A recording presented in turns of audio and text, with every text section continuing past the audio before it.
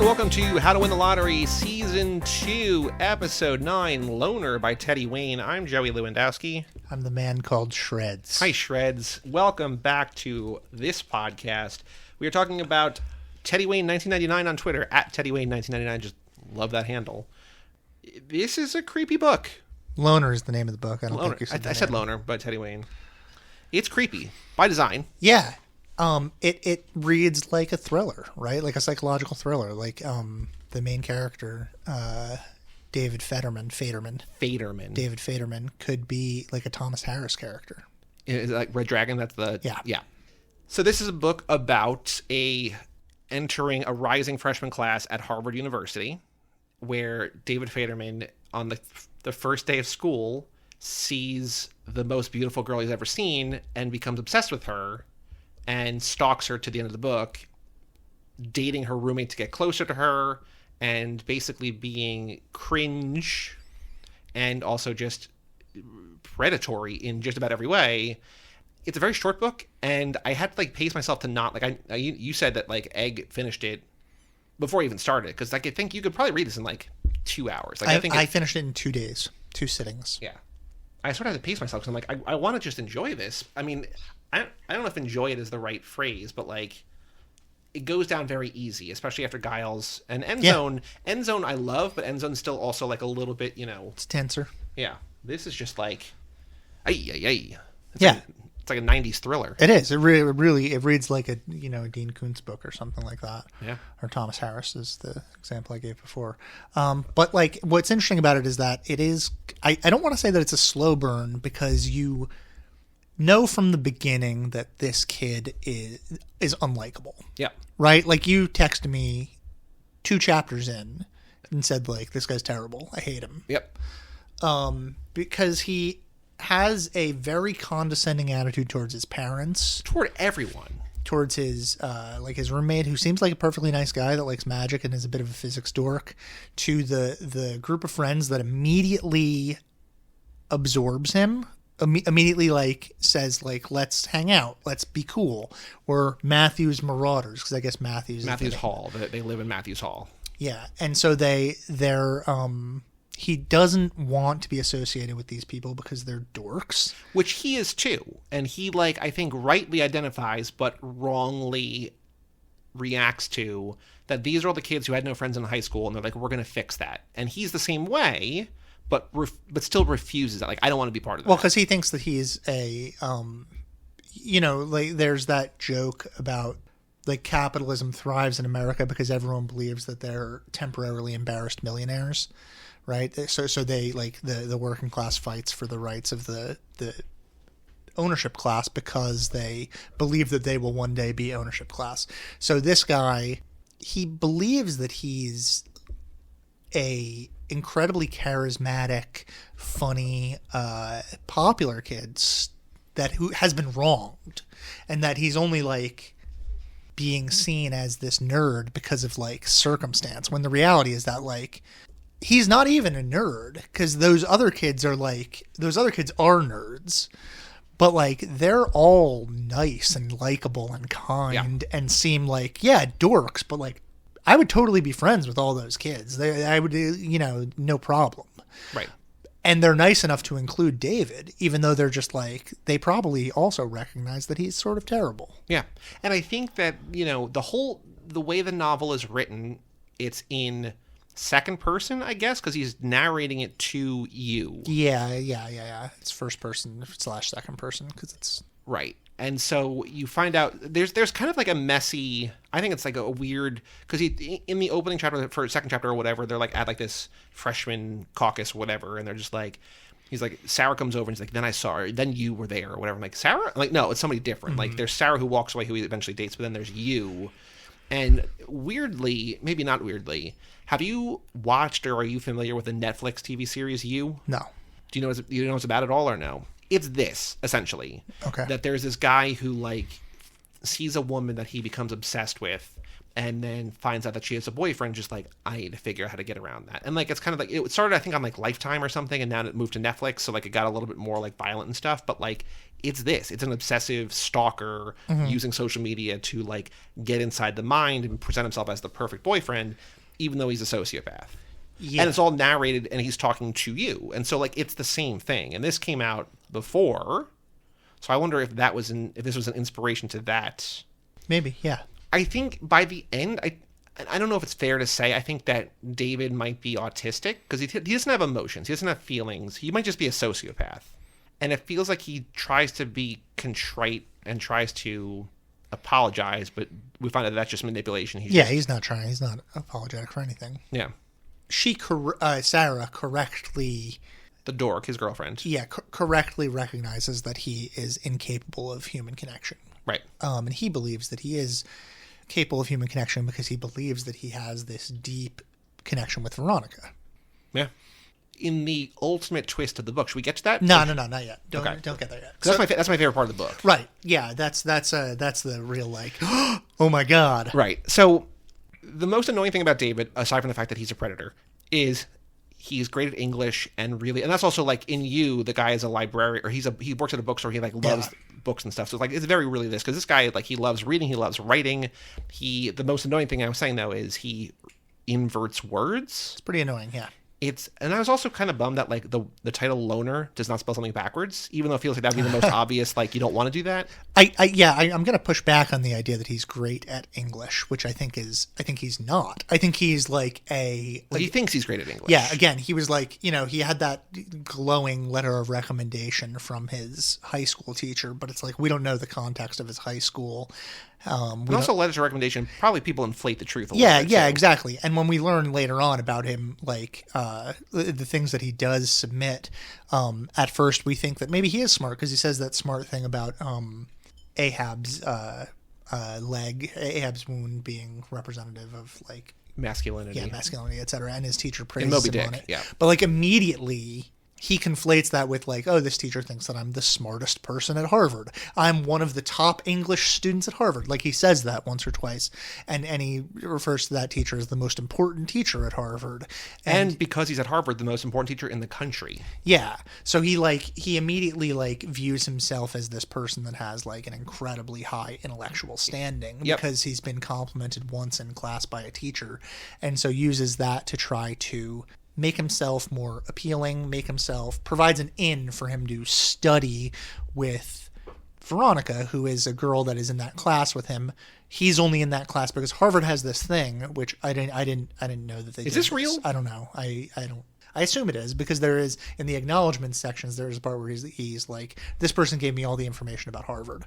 But apparently the first week of Harvard, you just walk around and sample classes and decide whether or not, like, what classes you're going to take and what classes you're not going to take. And so he follows Veronica to every single class she goes to and tries to take all of them, but gets kicked out of one that she like had reserved, this like 12-person female only or whatever. Well, it's not a female only class, but it's a class on feminism. The way he describes it's like 11 women and one flaming, I think is his word, man, and that's it. Like, because also throughout the text we get these over and over again. He's prejudiced in various ways towards people. I do want to, it has nothing to do with what we're talking about now, but I do want to mention, from New Jersey, shout out New Jersey, shout out Christie, what up? It's not, and again, like, we talked about this a little bit in comparison with The Virgins. Which this book is very reminiscent of, but he's more involved. Yeah, it's a real double feature, right? David Federman is very similar to Bruce Bennett-Jones in a lot of ways. Yeah. Number one in that, he seems to be narrating a story to an audience of some kind. Which I thought would be an audience of one that he had kidnapped and bound Veronica and was like, this is how much I love you. Look at all these things I did. Yeah. Which is not what happens. No, but I think that's a realistic way to think of it. But he's similar to Bruce Bennett-Jones in that his we're getting his fantastical take on these things. Yeah, I trust David's take on it to be the accurate take, because as he narrates, even if he's making, I don't think he's making things up, because everything that he says, he thinks doesn't make him look bad, but it actually makes him look terrible. Right. And I think that there are no like artificial end of chapter like cliffhangers. Mm-hmm. And every time Veronica blows him off, he's like, I'm going to show her. And then she like texts him or emails him like, oh, I'm so sorry. Like, you know, like it's very clear in the book that she is creeped out by him. Yeah. And leading him on for some extent, maybe to get help or just because she's nice and she's afraid to like. Not even nice. At some point, it seems like she leads him on. She's not leading him on. She's afraid to confront him. She's doing the work to get herself not murdered by him. Or, right. Which is very like, sad. Make him seem like let him go in a way that doesn't make him murder her. Which from a neutral, objective, third party point of view, it's like, oh no, like she's in a terrible situation and he clearly doesn't see, but like he's just like, hey man, it's working. Yeah, that's real cool. He's like he thinks he's her white knight. He thinks he's defending her. Hans, Booby, baby. He comes across this idea, not this idea, but he comes across this information that she is sleeping with their TA, and she's using him to provide cover as she sleeps with him. She takes pictures of them studying together and is like studying all night at the library with David Federman, and then we'll post that to Facebook so that people think that she's at the library with him all night while she goes and which I was actually kind of not surprised by, but I'm always like, the thing that I'm most cognizant of in narratives like this, like sort of thriller, is like how aggressively are you pushing the gas pedal? Like how willing are you to like make your characters wait to confront someone? And he realizes, he's like, oh my god, like she's like telling the world we're hanging out. And then he thinks about it for like a second, just like, no, she's probably using me. And then he follows her, and I'm like, oh cool. Like I appreciated that. Like he had that moment where he's just like, oh my god, the girl that I'm in love with posted a picture on her Facebook of me. Yeah. And then he's like, wait a minute. And then he like immediately goes and does something about it. Like I liked that there wasn't like 3 chapters of like, oh, she's so great. It's just like, no, I need to fix this because she's fucking me over. Oh, I see. She's in a toxic relationship. I need to save her. Right. And it's like the gas pedal that he applies is good because it gets him to the next thing. Like, oh, I have a chance to be a hero again, even though we find out later. Like he's viewing it through the distorted lens of, like, he thinks that she's being manipulated and that she's in a toxic relationship, and he thinks, I'm the toxic relationship. You should be in a toxic relationship with me. Yeah. He's also, so, you know, Sarah is very sweet and very nice, and they're clearly like all like nice people, all maybe outsiders, weirdos or whatever. Sarah does seem annoying to me. Yeah, we'll rank her on the next Patreon episode. I don't know where, she's somewhere in the middle probably, but like one of the shittiest things I think he does, aside from all the actual predatory things, is he compares Sarah's surprisingly fit body to a peeled potato under her baggy clothes. I'm just like, who are you? Like that's just like, oh, maybe I could date Sarah. Like she dresses like shit, but like got a pretty okay body. Yeah, and he basically wants to be with her. And he's a virgin, by the way. But he tells people that he's not a virgin. Right. He is with her, and he's with Sarah because Sarah is Veronica's roommate. Right. That's why he gets close to her. She is attracted him from the beginning. I think a little bit because he wants to have sex. He wants to have sex with Veronica, but I think he also just wants to have sex. Well, he doesn't want to have sex with Veronica when he's a virgin, right? Because he wants when he has sex with Veronica for it to be good, and he believes that he should get some practice in before then. I keep thinking of things that are from this book, but they're actually from I Know What You Did Last Summer, and I keep wanting to bring up the fact that Allison and Lennon have sex with the same. But not going to talk about that. We already talked about that. We'll talk about it again. Not here. I hope we never talk about it. Once I'm done with that show, I'm done with it. I'm not going to ever think about it again. I had already run a cost-benefit analysis of a sexual relationship with Sarah. Not only would it take me off the market, but my association with her to diminish my standing in your eyes. But it also meant I'll be around you much more than I would if we were platonic. As I was now learning, she wasn't even letting me see her room, and I was in college. These things don't last forever. And he's just like, I'm going to take a stock market approach to dating this girl, and like, by the end when they break up, just like, it's freshman year, things happen. Yeah. People move on, but it's also like incredibly shitty. Well, you see that in The Roommate, Steven. When Steven breaks up with his girlfriend, he plays the Willie Nelson song, It Was On My Mind, like over and over again in the room, and he's like crying, and he's like, I don't think we'll ever da da da da da. And like within a couple of days, he's just like, yeah, it's probably better this way, and he's okay, and they're okay, they're still friends. And he's like, and the best part is it doesn't break up the friendship. Like the friendship group, we're still good. And yeah. David's like, cool. Yeah, he doesn't care. No, he's like, can you turn down the music? Mm-hmm.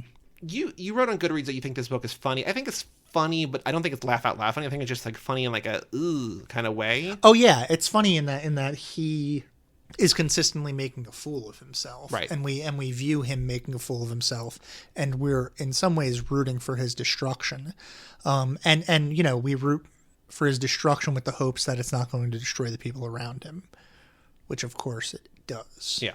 Well, you know, like we were saying earlier, he does this word reversal thing and he keeps doing it. And he does it for Veronica. He says her name backwards. She's like, what? He's like, that's your name backwards. She's like, okay. Yeah, who cares? And then when she's getting off the elevator, she goes, bye, Divad. And he goes, I can't believe she didn't remember my name. Wait a minute. This girl is in love with him. Like, you have the most boring, like, it's almost a palindrome, which I think is probably why he's named that, because it's like the closest thing you can, you know what I mean? But like, if that's what you're impressed by, this girl could do anything. Yeah. How does she end up in his room? I don't remember how she. Oh, she goes to. Okay, so he. You mean for the hand job? Yeah. So he tries to. It's not even a hand job. He tries to. Some clothes. Yeah. He's like threatening her with going to the ad board to expose. Board, yeah, they call it. Yeah. Expose her relationship to the TA. And so he's like emailing her saying like, I'm writing a letter right now. So she goes down to his room. This is the only time that she ever goes to his room. She goes into his room and he realizes that she's manipulating him, and he goes to kiss her and she winces away, and he starts yelling at her. And then she, in like the only moment of the text where she is not in control of him really, is like she says, there's no problem. We're okay. We're fine. We don't need to, and he like backs her into a corner and won't let her go. Because he's like, I wrote the email, I'm gonna go press send, basically, right? Like, I'm just gonna, like, you said you're gonna take care of this, you're not taking care of this, I know that you're in trouble, I'm doing this for, like, even if you don't love me, you need help, and I'm gonna help you. But once he starts yelling at her and he's in her face, she's more physically threatened by him. She's like backed against the wall. She's holding onto a picture frame, which is his roommate's. It's a picture of his roommate's parents. Yeah, which was on his desk or whatever, because his roommate's like, I don't want to look at them when I'm having sex, but we need to have the picture in the room or whatever. So, like, can you just have it over by you? And he's like, I guess. So, like, the pictures come up before. So she rubs the picture on his dick and through his jeans, and it comes, and he's just like, it's happening. Yeah, and she, like, as he comes, she like whispers in his ear like, you are a fucking asshole, and then she like runs out of the room because that's like her opportunity to get away. And it's maybe at this point that we should talk about how David gets hard-ons when women cry. He finds comfort and arousal in SPH, small penis humiliation. Yeah, so he's got these like I don't know where that fetish comes from. Whatever gets you off, exactly. Not even that. Like, I mean, sure, like, you know, I don't want to kink shame anybody, but like something like a small penis humiliation fetish is like, that seems like it's psychologically rooted in some sort of trauma. Sure. So I don't know what is going on with him that caused that. I mean, it might just be the fact that he thinks that he should have had sex by now. Like, the fact that he's still a virgin and embarrassed, and like even his nerd of a roommate who, like, he's clearly cooler than and better looking than and blah, blah, blah. Even he's having sex and I'm not. Like, there's probably just like self-hatred, right? Yeah, which like is funny because I think something that the film American Pie taught us, frankly, but that like most people know by the time they get out of high school, is that being a nerd does not prevent you from having sex. It absolutely does not. Nerds are fucking all of the time. There are sex nerds. There are nerds that are just like nerds for sex. Like, it doesn't, like, what your interests are, that stuff does not prevent you from having sex. What prevents people from having sex is not believing that they're nerds, is thinking like that the people that they should be trying to have a relationship with like exist in a different social circle than them, because they fetishize that social circle because of the like social dynamics that have created a hierarchy. So like these like nerds like David are like he can't be happy with Sarah because there is like a narrative that says that Sarah is not good enough for him. Even though it's only in his head. Right. Well, it's like culture has put that narrative in his head. Like, it's put that narrative in the head of a lot of men who think like, You mean like the average white male thinking that he deserves the world? Yeah, like if you look at like Reddit, here's a fun fact about me: I've fucking never looked at Reddit before in my life. When people send me links to Reddit, I do not read them, and this is a point of pride. It's fun. That's a fun fact. For no, there's no reason for me to not do this. I think that Reddit is a hellhole, but like I see memes pop over from Reddit onto things like Twitter and stuff like that. And you're like, thankfully, I can finally look at this. Yeah, but there are those memes where it's like it'll be like a picture of like Kate Upton or something, and then someone will have circled like a bunch of minor flaws and been like 2 out of 10 would not bang, right? Which is like a joke, funny meme. But like I think that that's like how these dudes actually move through the world, right? They believe themselves to be only deserving of the most beautiful women at Harvard or the most whatever at Harvard, the most desired people who go to final clubs, people who go to all of these things. What is a final club? It's like a frat. Okay. But like it's like a super elite frat that will like Skull and Crossbones or whatever. Yeah. It like if you're a member of a final club at Harvard, or I think there's eating clubs, I think is another one. But like it's like a doorway into like upper society, multi-millionaire, right, where you do cocaine. So like David's problem is that like he can't like he doesn't realize his lot in life. He can't place himself in the proper circumstances where he would be able to have whatever kind of sex that he wanted. When he finds Sarah and he is. Because Sarah's very willing to have sex with him. She just wants her time because she's a virgin. It's not even that long. It's like 3 weeks or something because he deflowers her on Halloween. Yeah, so they've been dating for less than 2 months, which is like, you're 18, dude, fucking deflowers chill her. out. I don't know why I said that, but also like arguably rapes her because she's like, I didn't really say yes. She was drunk too. And he's like, she took out her tampon. Well, I think that that's the next time that they have sex. I don't think that is on Halloween. They have sex twice.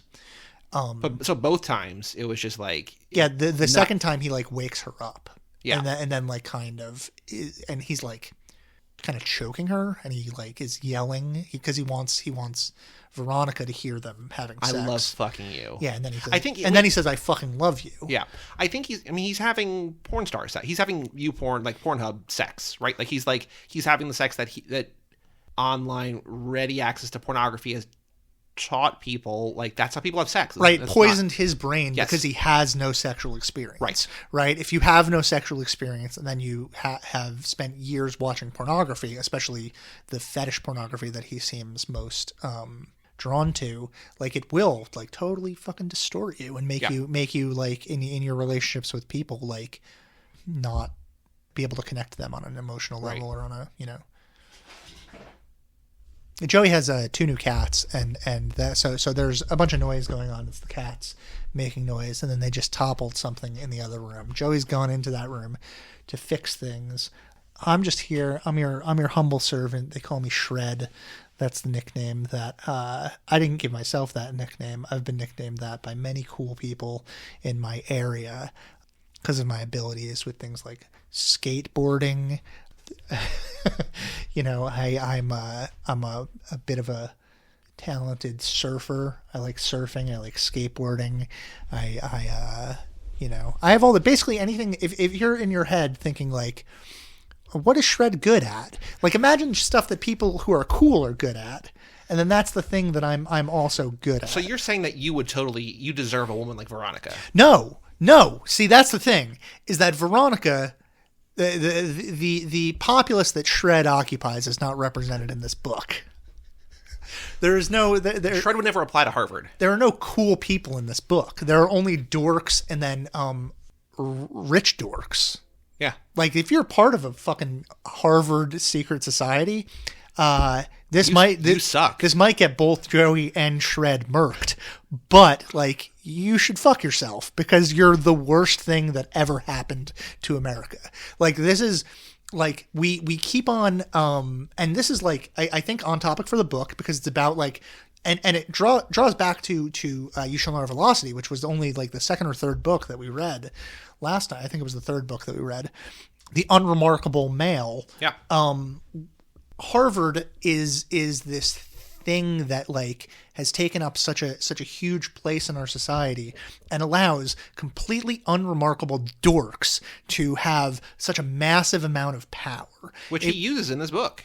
Yeah, for sure. When he's stalking her in Manhattan, which we'll get to, but he's like, oh, I'm a student at Harvard, and the guy's like, okay, I guess like I can't, like I didn't go to Harvard. I guess you're better than me. So it's on display here already. It's trickled into all areas of society in a way that is really insidious. If you think about it, like the last let's see, Trump, Obama, Bush, Clinton, Bush before that. Bush. Yeah, and then Reagan did not go to an Ivy League school. But before Biden, we had 5 straight presidents that went to Ivy League schools. Most of them went to Harvard or Yale. Trump, of course, went to Penn. Some of them went to both Harvard and Yale. In the case of George W. Bush, Allen Dulles, I think, went to Princeton. There are all of these people, like all of the people who have ruined the world. All the people who have ruined the world went to fucking Ivy League schools in America. Well, Mark Zuckerberg did not. No, he went to Harvard. Yes, famously went to Harvard. I was thinking about Bill Gates dropped out, but Bill Gates didn't ruin the world. I kind of did. He's also like a lizard that drinks blood, which is an anti-Semitic stereotype. Bill Gates is not, whatever. Right? He's a. Can we cut that out? He worships. I don't give a fuck. He worships Moloch, right? He's one of those guys that's jerking off into skulls and like drink. Anyway, maybe you should cut this stuff out because Bill Gates is going to murder me. But like my point is that Harvard provides this, like people who go to Harvard, people like David Federman, and there are probably some cool people at Harvard. Some of my best friends went to Harvard. Like me leaving the table for 2 minutes turned shred into a whole new shred. Yeah, I just did a kickflip. We're cool. No, I mean, but David Federman, because he's been granted access to this key that is essentially all you have to do is turn the key and you gain almost unlimited power, right? He doesn't see why he shouldn't have access to Veronica. I think it's hard to know why you should. I think like maybe not to not possessing a woman, but I feel like I don't have the context. I went to a state school. I don't, you know what I mean? But like, I feel like I think you need a real sense of self-awareness that like going to Harvard does not mean that you are entitled to things. Right. Yeah. You need to be an incredibly grounded person who is already, you don't only have to be self-aware, but you have to be aware of the trappings of being self-aware. Right. Like, for example, he believes that he's like, he's reading this Marxist Revolutionary in Latin America book, and he finds it interesting. And he's going to classes on feminism and stuff like that.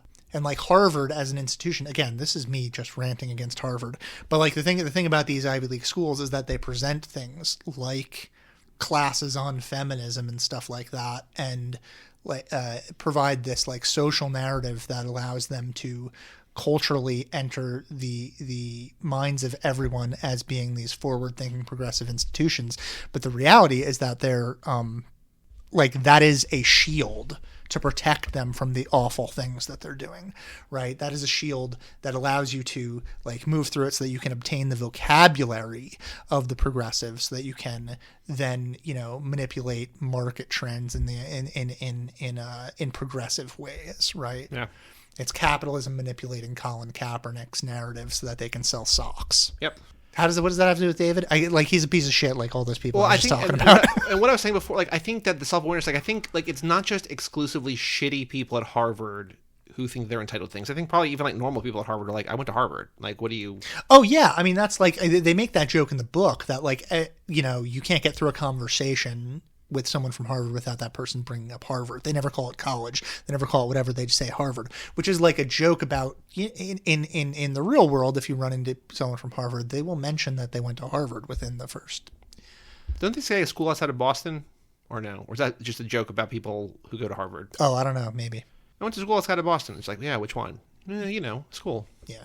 I think there's also toward the end, so after he maybe rapes Sarah twice and they break up, and he goes back to Thanksgiving break, I think there's a couple very funny, because again, the lack of self-awareness moments, and also kind of like just small town America about like there's a high school reunion going on right now in Applebee's, the one at the mall. It's like, yeah, there's multiple Applebee's. We have to clarify which one, which I think is very funny.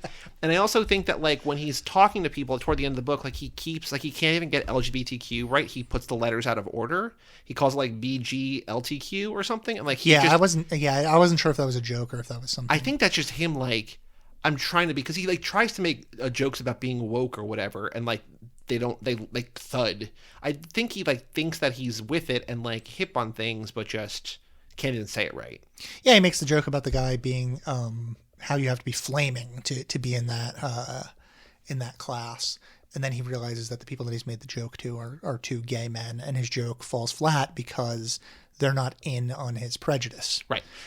I think a lot of what is wrong with him would be solved if he would just got out of his own head, number one, just, like, spend time talking to people, because I feel like his way of having conversations is, like, remembering everything the person he's talking to ever said and then quoting it back to them, when just to them it's just like, oh yeah, I don't remember what the fuck we talked about. Yeah, and also remembering things that other people said in other situations that were funny, and then just saying that and passing it off as his own joke to other people. Like, he makes that joke when he's at the final club. The person says the spam folder is the id of late capitalism, and then later the Matthews Marauders are like, that was random. Yeah, they're just like, what the fuck are you talking about? Because it's like those are the kinds of jokes that certain groups make, and then other groups don't make those jokes about late capitalism. Yep. There's people who suck and there's people who don't suck, right? Like, it's just like, that's not funny if you're, like, a normal person who's just, like, trying to have a college experience. Yeah. It's just if you want to rule the world and do cocaine.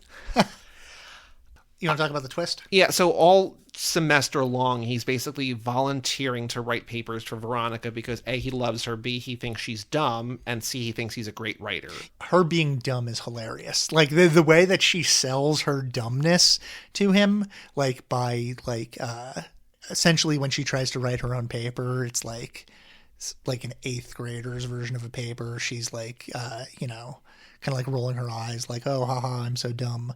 And then he follows her to her feminism class, and he's like hanging out outside listening to what she has to say. He sets like a glass up to the door, like listening. He's like, oh my God. And she's just like has a ton of smart shit to say. Like, is immediately like clicked in using academic language that's like, on above his level, but like he thinks that it's like on his level. He thinks that like he's hearing hidden depths that she can't be bothered with in English class because she's not interested in English class, right? Right, that this class doesn't matter, so she's not giving it the time or the recognition or the effort that it's due, and so she's just like, yeah, it sucks, whatever, you can take it. Although in reality, like when he sits next to her in class, and he notes over and over again that she's paying really close attention and taking very serious notes. So she is taking English class seriously. But he's also more obsessed with the fact that, like, her elbow is kind of touching his. Yeah.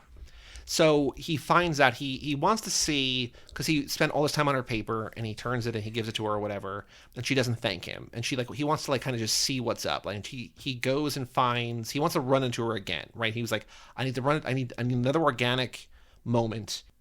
Is this before or after New York? He follows her to New York. After. He follows her to New York, which is crazy. And his mom's like, go have fun with your New York friends. He, like, follows her to a bar. He stands outside her apartment. He chases her in the cab. It's all incredibly creepy. He shows up and he buys a bunch of drinks, and then he just walks over to them, and they're like, whoa, what the fuck? Who are... Also, after he went to a store, then he bought the same sweater that she had. Which is also weird. Yeah. That's a strange thing. And she's like, where'd you get that? He's like, oh, this? I got it for Christmas last year.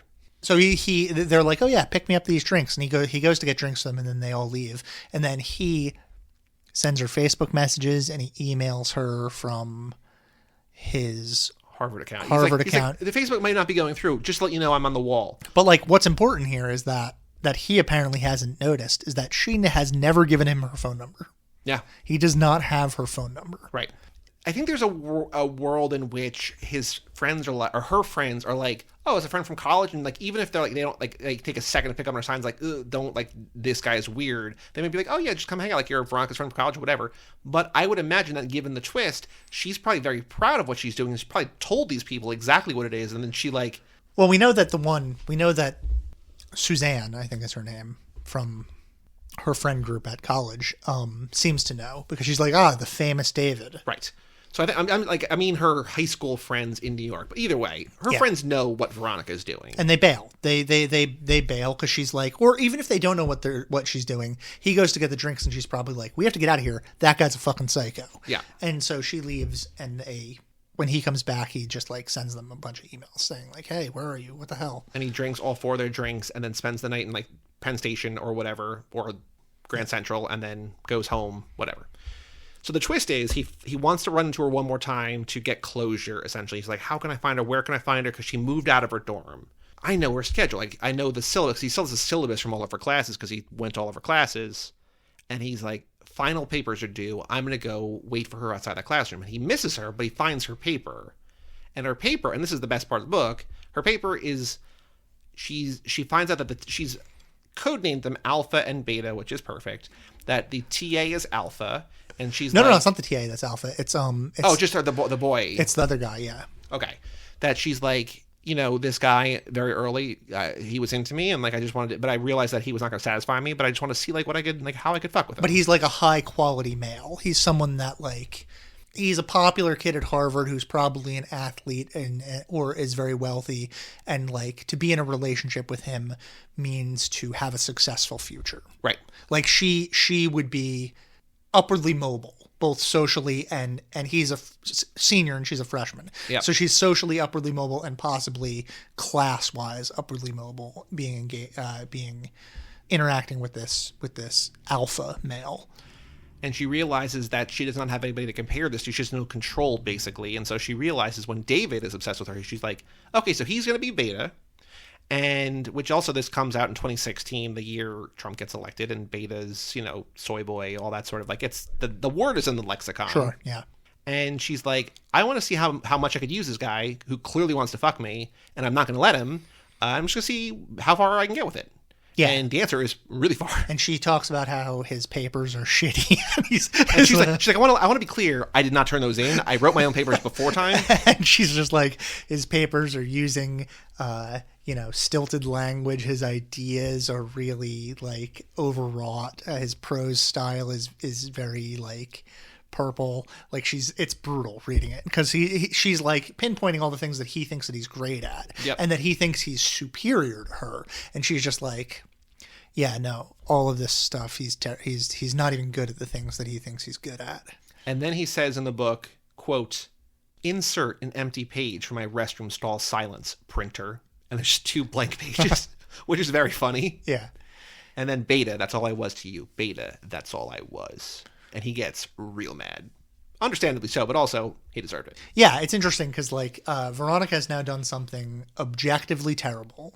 I don't know if this is fair, but like maybe worse than what he's done. He's done incredibly creepy things and predatory things, but like this is like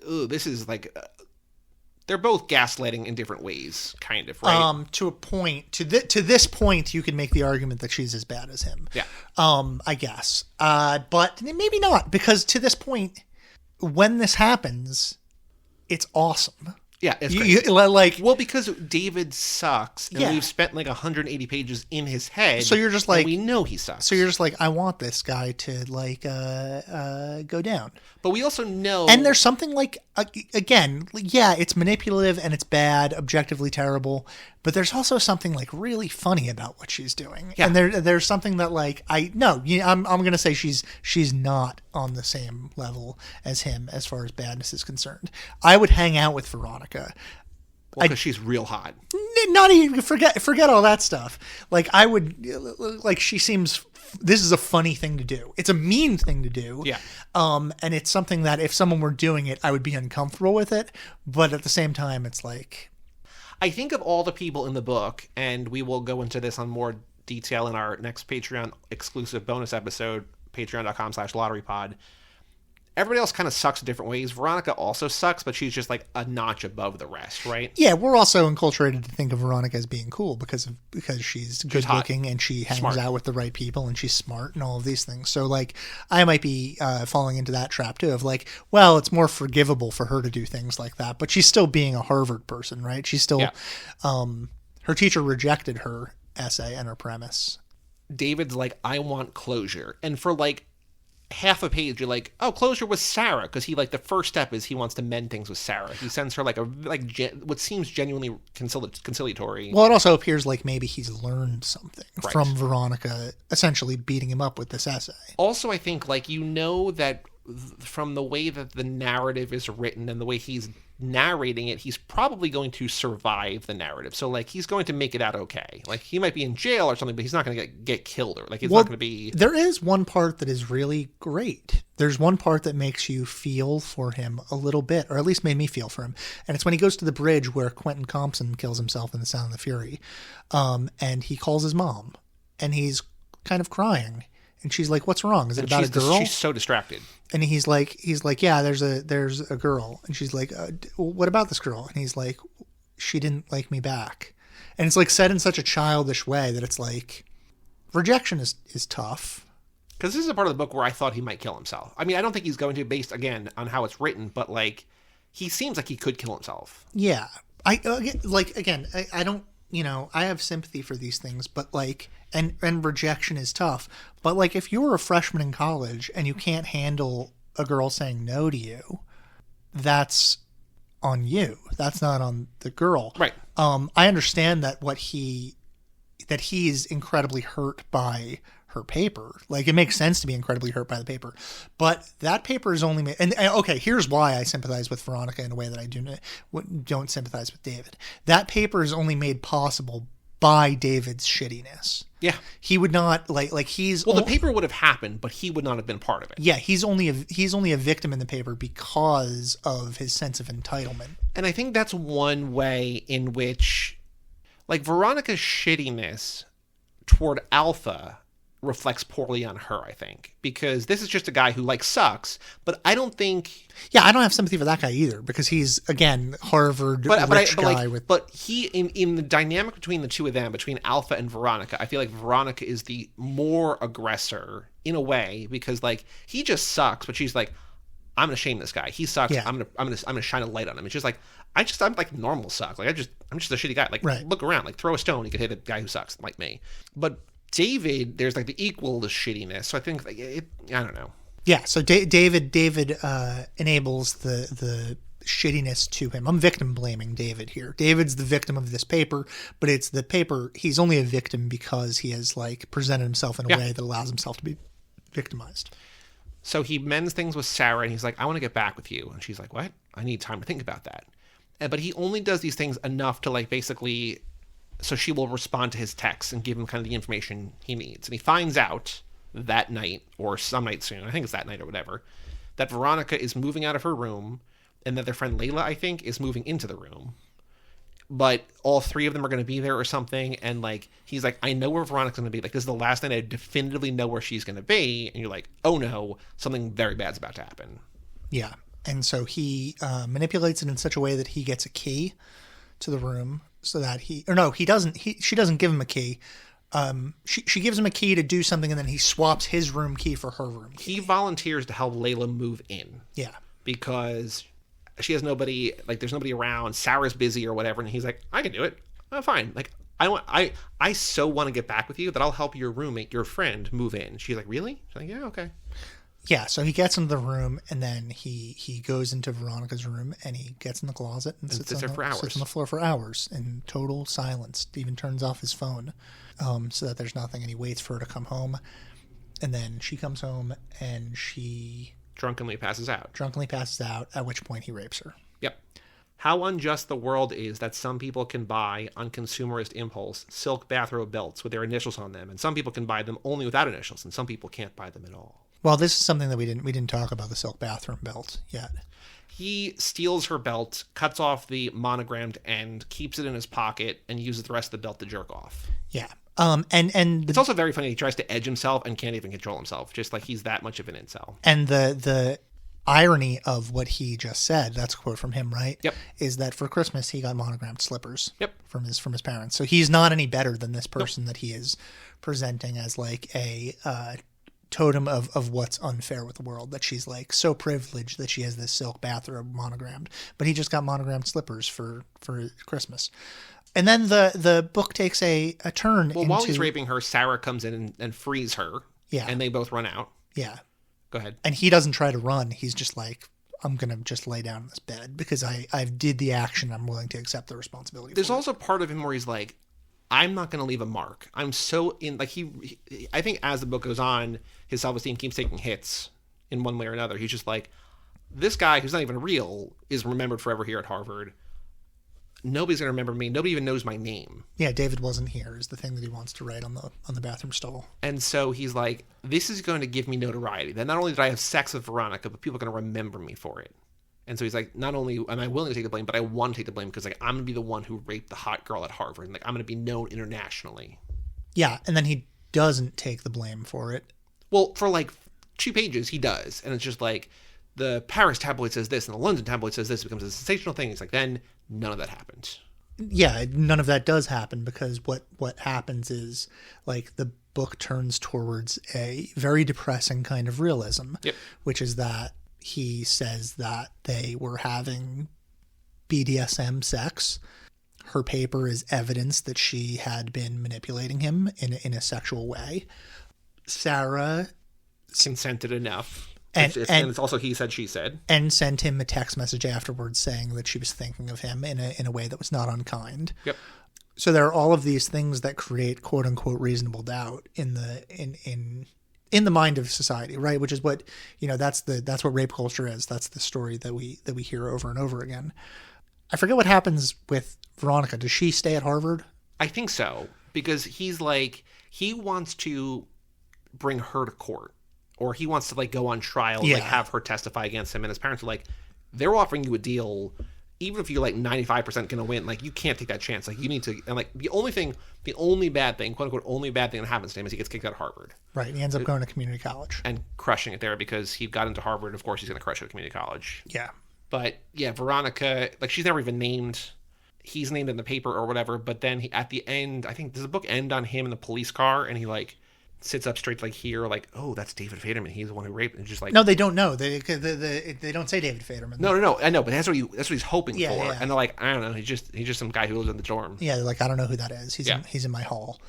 But like the punishment that he, maybe the this is, he should be in prison or whatever. But the punishment that we see him take is he loses the keys, right? That earlier I said he has the key, all he has to do is turn it, and he has access to unlimited power, basically. And he loses those keys. He still has the power that society has given him as a upper middle class kid from New Jersey. Yep. Race, gender, demographic wise. And his parents are willing and able to like rehouse him and still like buy him Christmas presents and like. Yeah.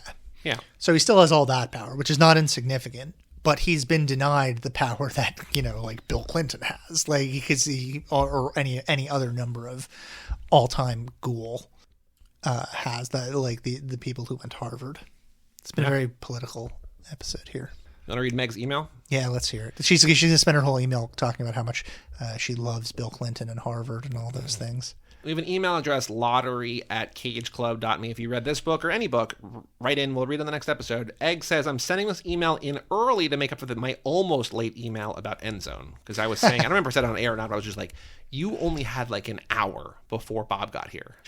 Before Shred got here. Yeah, fucking Shred, buddy. Also because, according to my e-reader, I finished this book in 3.9 hours. I really enjoyed it and couldn't put it down. I felt like, even though it was at times a thriller, there were moments that grounded it and made it feel so real.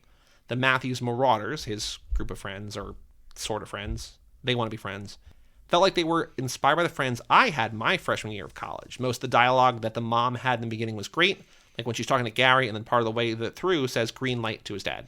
Meg's adding herself as a dork here, by the way. You're not a nerd, though.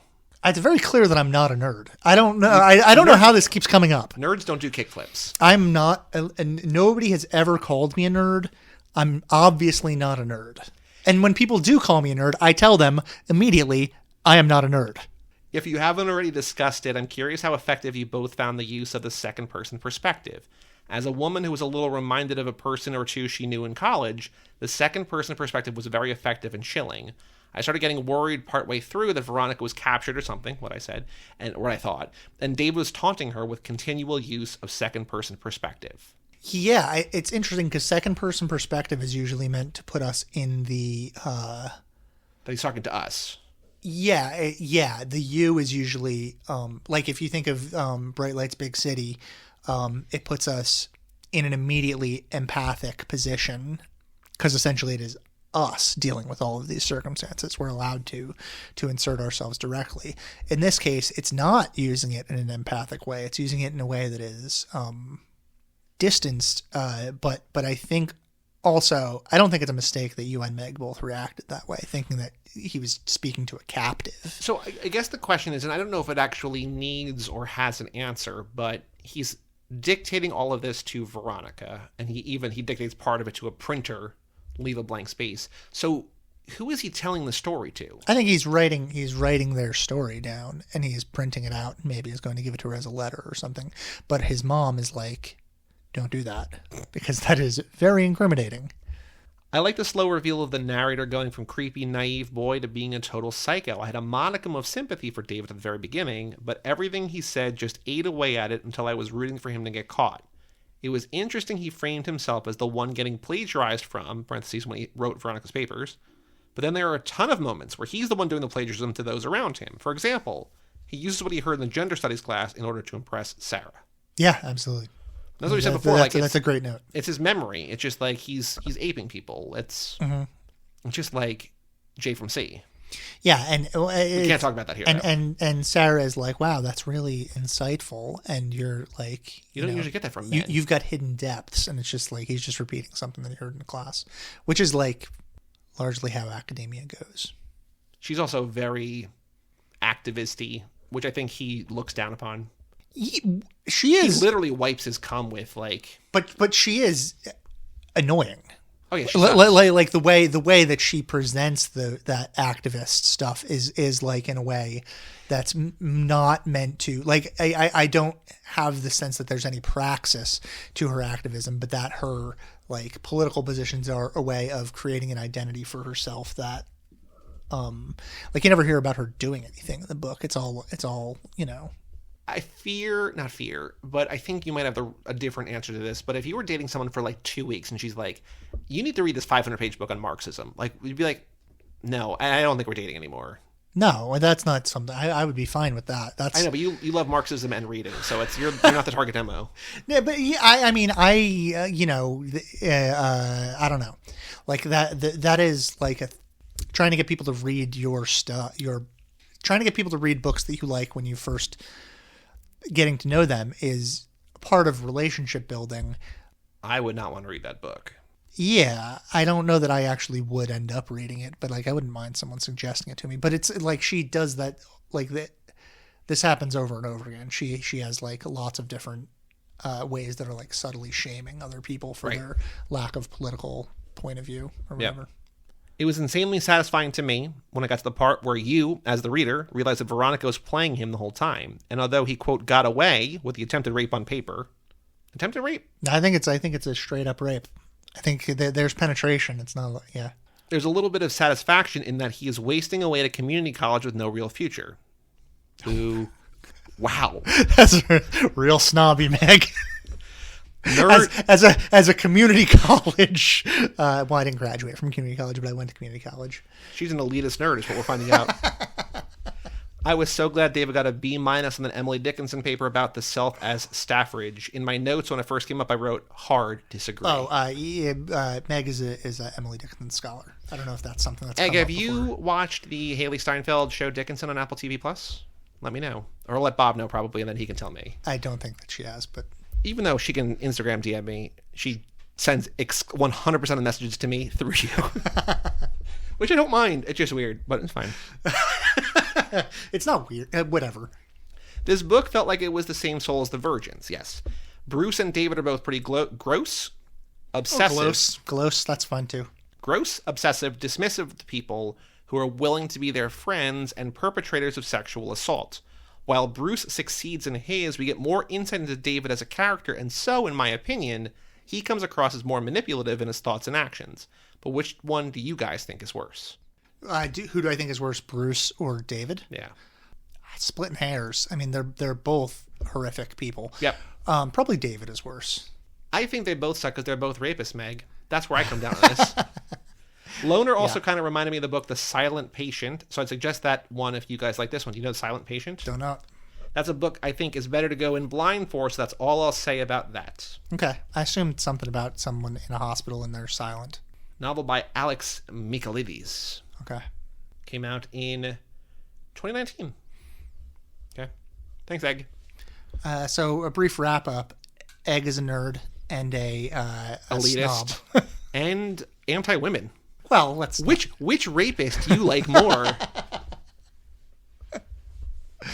I hate them both, Meg. That's a legitimate question. I think, like, which... It's a legitimate question, but also they both suck. Which of them is... I think David is more honest.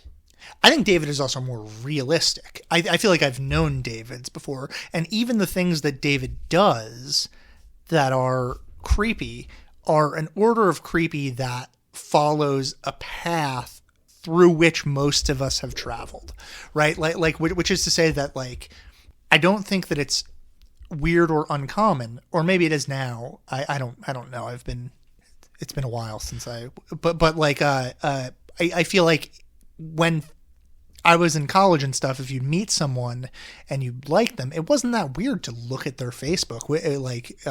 No, because I think if there's something to, like, there's a shorthand, I think, to understanding them as a person. Like, oh, I see, like, what they went to high school, but, like, he probably goes all the way back, like, ooh, bathing suit picture. Yes, like, that's, like, there's, like, a different way to, like, look at Facebook. Right, but even that stuff is something that I think, like, most people are generically familiar with, because, like, I've had that conversation with students before.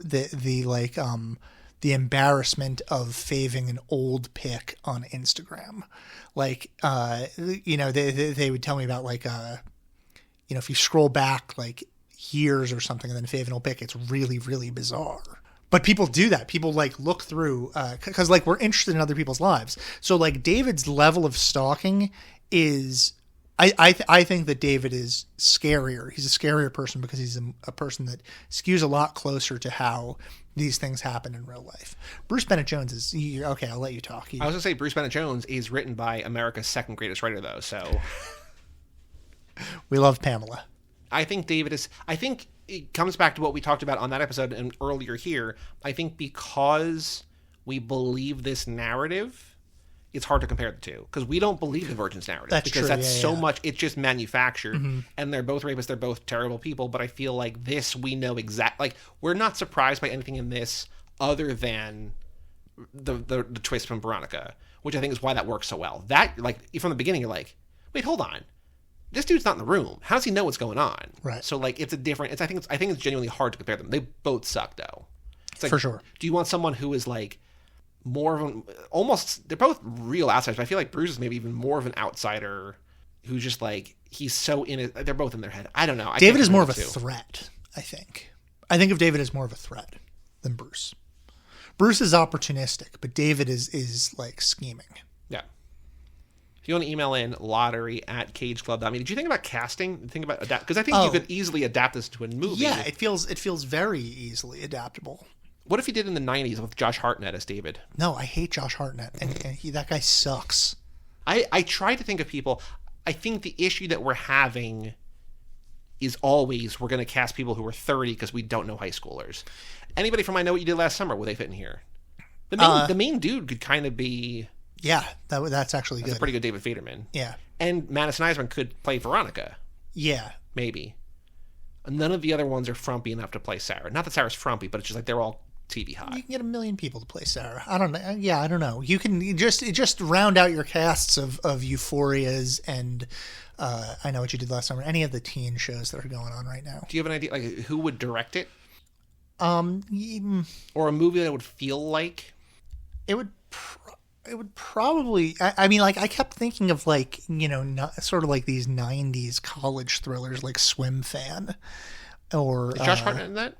No, Jesse. The Body Ventura. Jesse Bradford is in it. Jesse the Body Ventura is in it too. He plays Jesse Bradford's dad. Sherry Appleby's in that one. Hey, Sherry. I don't know who that is. But it's like, all those, I Know What You Did Last Summer Scream, because like when I was reading this book, I was thinking of it as a thriller, or like there's that movie The Roommate with Minka Kelly and Leighton Meester. Okay. And it felt like along those lines. Like years ago, Leighton Meester, Blake Lively would have been a perfect Veronica. Actually. Oh yeah. She's probably like 10 years too old for that now. She's probably like what, close to 40. Yeah, probably. I think another thing that we sort of sometimes talk about that I think this is very easily adaptable. Sure, yeah, I think so too. It's grounded, and like you would get away with voiceover. Like I know the voiceover is sometimes in a script, a screenplay, or in a movie is lazy, but I think it would work here. Yeah, because in the TV show it's all voiceover, and it's kind of annoying, but also like you're in the head of a psychopath, which is kind of why it works. I mean, it's just trash. Like I don't really recommend you. People love you. I'm not going to watch it. People do love me though. Shred. Do you want to call Matt? It's 7:00 on a weeknight. I don't find the cover of this book to be anything particularly. It's basically the Harvard crest with the word loner, and then a novel. Well, maybe who knows? But novel is backwards. But it's not inverted letters. It's literally. But that's how he wants to do it, right? Yeah. He talks about how he wants to write that paper backwards, like his so college application. So he can hold it up to the mirror, and then his like advisor or something is like, "That's a little much." When Chuck Palahniuk put out Invisible Monsters Remix, do you know about this or no? Yeah, a little bit. So Invisible Monsters was probably still is my favorite of his books, but he put out Remix where it's like you can read these in the chapters in any order, just all over the place. But like there's chapters that he like did that in because I think he wanted to do in the original printing. They're like, don't do that. And I'm like, this is so cool. I'm like, this is actually real annoying because like I had to literally go to because before smartphones, so I was like had to like go to my mirror and like read them just like. Because you do it on a smartphone, you take a picture, and you just flop it, right? And like you just flip horizontal. But like, I'm like, this is so annoying. I thought it was so cool. It's so annoying though. Chuck Palahniuk module coming up soon, reading all his stuff. I don't think so, but we can do some of his early stuff. I think like Lullaby maybe, but who knows? We'll see. Probably not. On Twitter at LotteryPod, patreon.com/LotteryPod, lottery@cageclub.me, and please, whatever you do, keep reading. Today's crime is skateboarding.